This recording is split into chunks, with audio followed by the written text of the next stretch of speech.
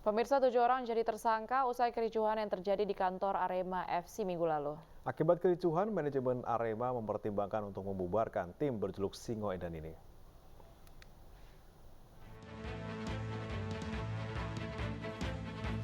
Polisi menetapkan 7 orang sebagai tersangka dalam kasus demo berujung kericuhan di kantor Arema FC minggu lalu. Penetapan tersangka berdasarkan hasil gelar perkara dan pemeriksaan terhadap sejumlah saksi. Kapolresta Malang Kota Kombes Budi Hermanto mengatakan, selain melakukan pemeriksaan, penyidik telah menyita sejumlah barang bukti, mulai dari bom asap, kaleng cat, kayu, batu, pecahan kaca, hingga potongan boneka pamer atau manekin serta poster. Di antara 7 orang itu sebanyak 5 orang kita kenakan pasal 170 KUHP atau pasal 170 ayat 2 kedua E KUHP dan 2 orang dikenakan pasal 160 KUHP atau pasal 14 Undang-Undang RI nomor 1 tahun 1946 tentang peraturan hukum pidana dan atau pasal 15 Undang-Undang RI nomor 1 1946 tentang peraturan hukum pidana. Dari total yang kami amankan sebanyak 115 orang. Ini terdiri 107 orang berada sekitar TKP yang patut diduga melakukan aksi. Tapi dari pendalaman Satreskrim, dari 107 ini 94 orang tidak terlibat sama sekali. Sudah dikembalikan ke rumah dan pihak keluarga. Akibat kericuhan ini, kantor Arema FC rusak parah. Pihak pengelola mengaku stor Arema FC belum beroperasi normal. Bahkan imbas kericuhan Arema, Komisaris PT Arema Bersatu Berprestasi Indonesia Tatang Dwi Arfianto berencana untuk membubarkan Arema FC. Jika memang upaya dan etikat Arema FC ini kurang dianggap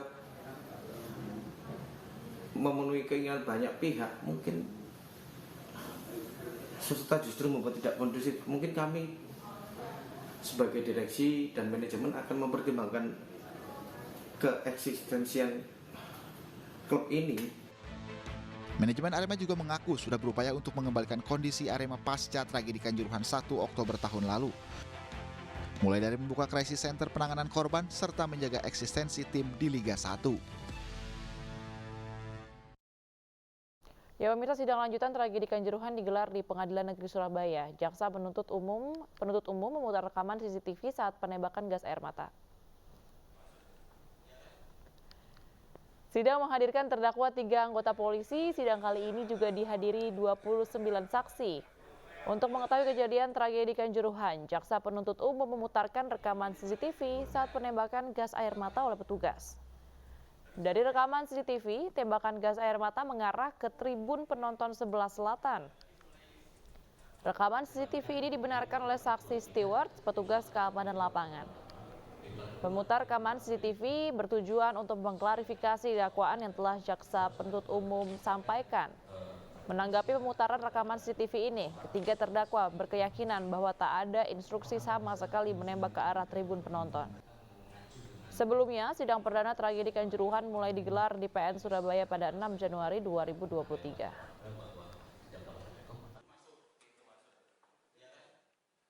Hadir ya, pokoknya hari ini kita panggil 39, yang confirm hadir 25 orang. Mostly hampir sama ya Pak, terus perbedaannya apa Pak nanti Pak? Ya penekanan nanti mungkin kan lebih banyak juga di saksi Brimob. Ada yang kemarin kan nggak semua saksi Brimob yang kita periksa. Brimob kapan Pak? Kita berurut Mas ya nanti. Polda Metro Jaya akan memberikan sanksi pada Kompol D yang diduga berselingkuh dengan penumpang mobil yang menabrak seorang mahasiswi hingga tewas di Cianjur, Jawa Barat.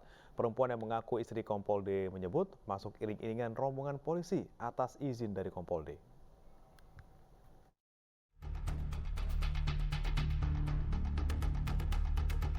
Tabrak lari yang menewaskan mahasiswi Universitas Surya Kencana Cianjur atau UNSUR, Selvi Amalia Nur Aini, berujung pada terungkapnya dugaan perselingkuhan yang dilakukan seorang perwira menengah di Polda Metro Jaya dengan pangkat kompol berinisial D.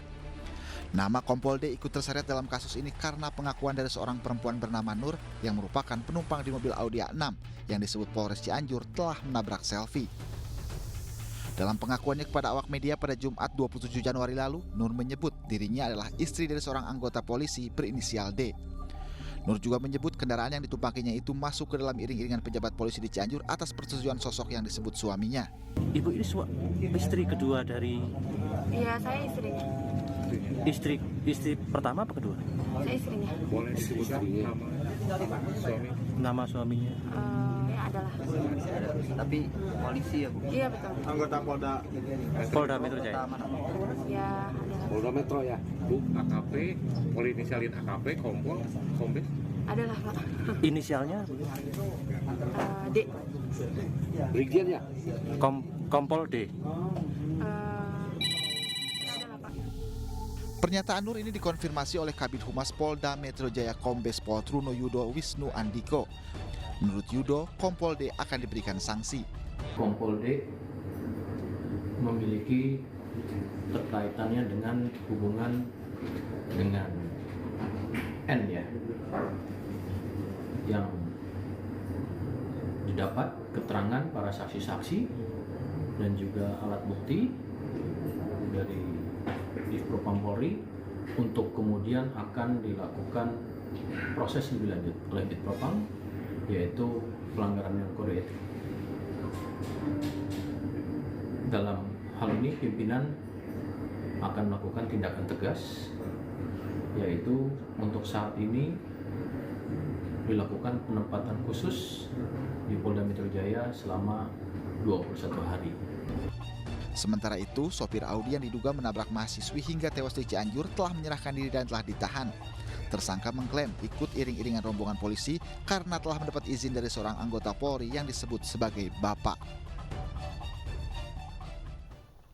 Ya pemirsa, polisi akan segera tetapkan tersangka dalam peristiwa kecelakaan beruntun maut antara angkot dengan dua sepeda motor di Jalan Merdeka Simpang Aek Galoga Penyambungan Mandailing Natal, Sumatera Utara pada Jumat lalu.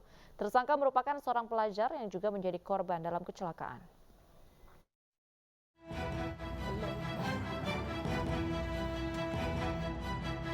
Setelah melakukan olah TKP, polisi akan segera menetapkan tersangka dalam peristiwa kecelakaan beruntun maut antara sebuah angkot dengan dua sepeda motor di Jalan Merdeka Simpang Aek Galoga, Penyambungan Mandailing Natal, Sumatera Utara, Jumat lalu. Calon tersangka berinisial S merupakan seorang pelajar SMA yang juga menjadi korban dalam kecelakaan tersebut. Meski sepeda motor Matic yang dikendari S justru ditabrak oleh sepeda motor yang dikendari 3 orang santri, namun S merupakan pemicu terjadinya kecelakaan beruntun tersebut. Akibat kecelakaan beruntun ini, seorang penumpang angkot meninggal dunia, sementara 6 korban lain dari penumpang angkot dan pengendara sepeda motor mengalami luka berat. Jadi hasil lidik kami di lapangan dan hasil keterangan saksi kami akan menetapkan calon tersangka. Yang pertama pengemudi Honda Beat Street tersebut. Inisial S. Statusnya pelajar ya, karena kurang hati-hati tadi ya. Karena berawal dari situ kurang hati-hatinya pelajar tersebut. Pelajar S diketahui masih di bawah umur dan belum memiliki surat izin berkendara atau SIM. Dari Mandailing Natal, Sumatera Utara, Ahmad Hussein Lubis melaporkan. Kemudian kaget, tapi kemudian Yosua mengancam Yang Mulia. Kemudian istri saya menyampaikan, dia kemudian melakukan perkosaan terhadap istri saya. Saya tahu kapan kamu bohong, kapan enggak. Cerita kamu nggak masuk di akal. Kalian karena buta dan tertuli, makanya saudara tidak mendengar dan tidak melihat.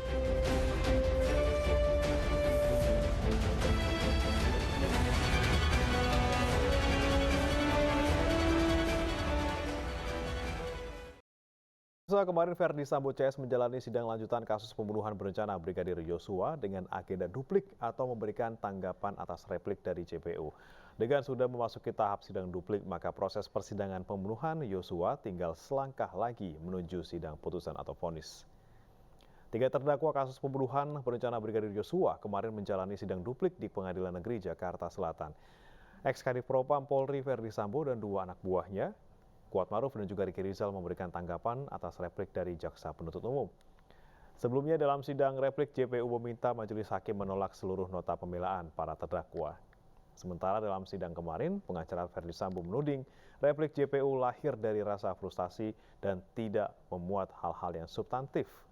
Usai pengajuan duplik, Majelis Hakim menetapkan sidang vonis Verdi Sambo akan digelar pada 13 Februari 2023. Sayangnya, isi replik penuntut umum tersebut sama sekali tidak memuat hal-hal yang substantif, bahkan tidak menjawab secara yuridis nota pembelaan dari tim penasehat hukum. Secara serampangan, penuntut umum menyampaikan tuduhan kosong bahwa tim penasehat hukum tidak profesional, gagal fokus mempertahankan kebohongan terdakwa Verdi Sambo, memberikan masukan agar menjadi tidak terang perkara, membuat dalil tidak berdasar, menjerumuskan terdakwa Verdi Sambo dan penuntut umum seakan malah menyerang kedudukan profesi advokat sebagai officium nobile. Tuduhan yang mencederai profesi penegak hukum tersebut tidak menyurutkan semangat tim penasehat hukum untuk menyajikan pembelaan berdasarkan fakta-fakta persidangan. Tanggapan penuntut umum demikian terasa sangat menggelikan sekaligus menyedihkan karena dilandasi argumentasi yang bersifat halusinasi. Namun, tim penasehat hukum mencoba memahami bahwa replik tersebut tampaknya lahir semata-mata dari rasa frustasi penuntut umum. Penuntut umum terlihat frustasi karena semua dalil tuntutannya terbantahkan dan sialnya lagi di saat bersamaan tidak mempunyai bukti dan dalil yang cukup untuk menutupinya. Yang tersisa hanyalah racauan atau semata-mata demi memenuhi syarat adanya tanggapan atas pledoi. Bahwa sepatutnya penuntut umum memeriksa dengan baik dan teliti setiap keterangan saksi-saksi, para ahli, dan terdakwa Verdi Sambo selama persidangan agar dapat secara utuh menilai kesesuaian fakta-fakta persidangan. Sangat disayangkan, replik penuntut umum malah terus terjebak pada kerangka berpikir imajinatif yang bisa jadi turut menyesatkan proses peradilan masyarakat dan menjauhkan peradilan ini dari semangat imparsial dan objektif. Rasa frustasi sepertinya turut menyebabkan penuntut umum gagal memahami konsep dan sistem bekerjanya peradilan pidana yang melibatkan 3 pilar penegak hukum yang setara, yaitu penuntut umum, penasehat hukum, dan majelis hakim. Ketiganya memiliki tanggung jawab yang sama dalam mencari keadilan. Namun sayangnya, semua dalil penuntut umum justru dibungkus dengan tuduhan imajinatif dan tidak berdasar, semata-mata untuk menutup ketidakmampuan penuntut umum menghadirkan bukti-bukti yang cukup untuk membuktikan dakwaan dan tuntutannya. Demikian pembacaan duplik atas tanggapan replik dari penuntut umum. Selanjutnya Majelis Hakim akan mengambil putusan, yaitu pada tanggal 13 Februari pada terdakwa diperintahkan untuk kembali ke dalam tahanan. Sidang perkara nomor 796 Pit B 2022 atas nama terdakwa Verdi Sambo dinyatakan ditutup.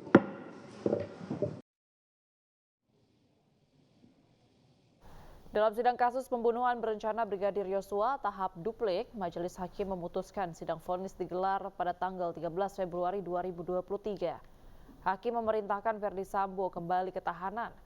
Kasus Verdi Sambo mendapat tanggapan dari mantan Kabar Eskrim Polri Komjen Pur Susno Duwaji agar Polri memperbaharui perekrutan anggota kepolisian di semua tingkatan agar kasus serupa tidak terjadi kembali, serta mengembalikan kepercayaan publik kepada Polri. Saksi, para ahli, dan terdakwa Verdi Sambo dilakukan oleh Polri, dan ini yang menjadi tuntutan rakyat adalah restrukturisasi. Di dalam restrukturisasi itu menyangkut perubahan kinerja, perubahan budaya, peningkatan SDM, diadakan moratorium penerimaan anggota Polri mulai dari semua tingkatan, dari dari Tamtama, Bintara, sampai Perwira dan Akpol. Apa tujuannya? evaluasi kinerja SDM Polri, terutama Penasihat hukum Kuatmaruf meminta majelis hakim memvonis bebas maksud kami kliennya atas pembunuhan Yosua Huta Barat. Hal itu disampaikan dalam duplik yang dibacakan oleh penasihat hukum Kuatmaruf di persidangan. Memandang tidak perlu untuk ditanggapi, dikarenakan sudah terbukti dalam persidangan hilangnya nyawa dari korban seluruhnya dilakukan oleh saksi Richard Eliezer Pudiang Lumiu, sehingga tidak ada kaitannya dengan terdakwa. Bahwa dari penjelasan di atas sudah semakin jelas dan terang tidak adanya keterlibatan terdakwa Kuatmaruf dalam tindak pidana yang menyebabkan hilangnya nyawa korban yang dilakukan oleh saksi Richard Eliezer Pudiang Lumiu di rumah Duren 346. Kesimpulan, berdasarkan uraian dari tim penasihat hukum dalam duplik ini, kami memohon kepada majelis hakim yang memeriksa dan mengadili perkara akuo untuk memberikan putusan sebagai berikut. 1. Menerima dalil duplik dari tim penasihat hukum dan terdakwa Kuatmaruf, menolak seluruh isi replik penuntut umum, menjatuhkan putusan sebagaimana diktum pledoi tim penasihat hukum yang telah dibacakan pada hari Selasa tanggal 24 Januari 2023. Demikianlah duplik ini kami sampaikan sesuai dengan fakta yang terungkap dalam persidangan, disertai doa dan harapan dari penasihat hukum, kiranya yang mulia majelis hakim mempertimbangkan dan memberikan putusan yang seadil-adilnya kepada terdakwa. Ex aequo et bono. Terima kasih yang mulia. Sementara itu, pemirsa, tim penasehat hukum terdakwa Ricky Rizal ini tidak sependapat dan menolak replik jaksa penuntut umum. Tim kuasa hukum juga menilai replik yang dibuat JPU hanyalah asumsi dan JPU juga dinilai ragu menuntut Ricky Rizal. Dari kesimpulan bahwa kami tidak sependapat dan menolak replik jaksa penuntut umum, di mana sebenarnya tidak ada fakta hukum dan argumentasi hukum yang bersesuaian dengan fakta yang terungkap di persidangan.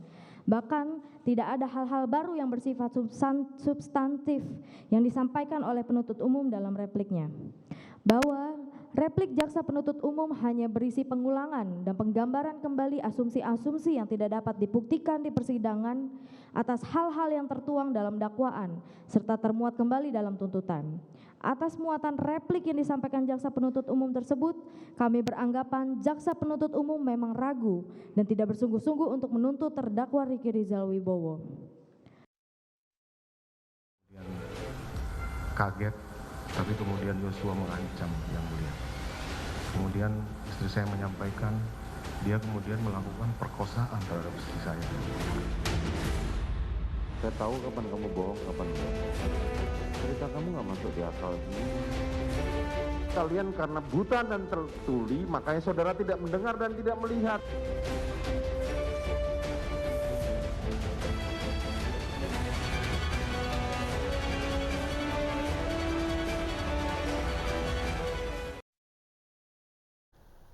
Mantan Wali Kota Blitar Samanhudi Anwar mengajukan pra-peradilan setelah ditetapkan sebagai tersangka kasus perampokan rumah dinas Wali Kota Blitar. Namun Polda Jatim belum terima pemberitahuan terkait gugatan yang diajukan Samanhudi.